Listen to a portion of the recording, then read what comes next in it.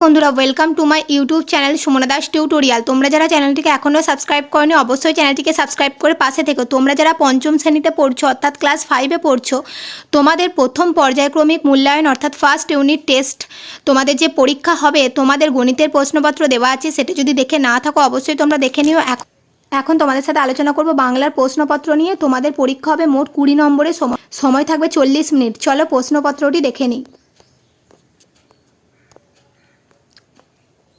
প্রথম কি আছে দেখো, পাখির কাছে ফুলের কাছে কবিতাটির প্রথম 4 লাইন লেখো। তো পাখির কাছে ফুলের কাছে কে লিখেছে? আল মাহমুদ। তারপর কবিতার 4 লাইন চলো দেখে নিই। নারকোলের ওই লম্বা মাথায় হঠাৎ দেখি কাল, ডাবের মতো চাঁদ উঠেছে ঠান্ডা ও গোলগাল, ছিটকেনিটা আস্তে খুলে পেরিয়ে গেলাম ঘর, ঝিমধরা এই মস্ত শহর কাঁপছিল থরথর। এই গেল 4 লাইন কবিতাটা।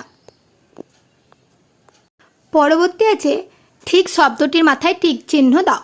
রূপকথার গল্পে যেটি থাকে না, দত্তি দানব না পক্ষীরাজ না রাজপুত্র না উড়োজাহাজ, কোনটা থাকে না? উড়োজাহাজ। পরবর্তীতে কি আছে দেখো, এক রকমের হাঁসের নাম হলো সোনা, কুনো, কালি, বালি, উত্তর হবে বালি। হাবু ও তার দাদাদের পোষা মোট পশু পাখির সংখ্যা কত? উত্তর হবে 175টি। মতিবাবু ছিলেন গ্রামের একজন জমিদার। তারপর আছে শূন্যস্থান পূরণ করো।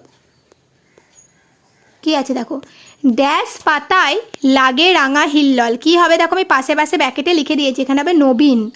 কাঁদিলে দুরন্ত ড্যাশ রাখা তারে ভার, কাঁদিলে দুরন্ত খোকা, দেখো আমি পাশে লিখে দিয়েছি। সাতটি সবুজ ড্যাশ ঢেউকে ডেকে সাতটি সবুজ সমুদ্রের, এ তো আকে দেখলে মনে হয় দুরন্ত এক বাচ্চা, উত্তর হবে ঘোড়া। তারপর আছে শব্দার্থ লেখো। ওয়েসিস মানে মরুদ্যান, চূড়ো মানে লিঙ্গ বা শিখর, ঝিমধরা অবসন্ন, তল্পি মানে ঝোলা বা থলে। তারপর আছে ক্রিয়ার নিচে দাগ দাও। বইছে হাওয়া উত্তরে, দেখো এখানে বইছে এটা ক্রিয়া, সেখানে বুনো হাঁসরা রইল, রইলটা ক্রিয়া, যাবেই যেসব উড়ে, উড়ে আর যাবেইটা হচ্ছে ক্রিয়া, জঙ্গল নষ্ট করি নাই, নষ্ট করিটা হচ্ছে ক্রিয়া। তারপর আছে বাক্য রচনা করো। দেখো পাঁচিল দিয়ে, আমি একটা আমার নিজের মতো লিখেছি, তোমরা তোমাদের নিজের নিজের মতো আলাদা লিখতেই পারো। আমাদের বাড়ির চারপাশে একটি উঁচু পাঁচিল আছে। ছাই, আগুন নিভে গেলে ছাই পাওয়া যায়। ধুলো, রাস্তায় অনেক ধুলো ওড়ে। তারপর আছে প্রশ্নগুলির উত্তর দাও। কলকাতায় রবীন্দ্রনাথের বাড়িটি কী নামে বিশ্বজুড়ে পরিচিত? ঠাকুর বাড়ি। বিমলা ছোট ভাইয়ের নাম কি? অবনী। দারোগাবাবু এবং হাবু কবিতাটির কবিকে? ভবানীপ্রসাদ মজুমদার।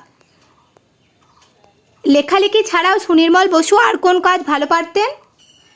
ভালো ছবি আঁকতে পারতেন। পদ কাকে বলে? শব্দ সাজালেই বাক্য তৈরি হয় না, যখন শব্দ বাক্যে ব্যবহারের জন্য তৈরি হয় তখন সেগুলিকে শব্দ না বলে পদ বলা হয়।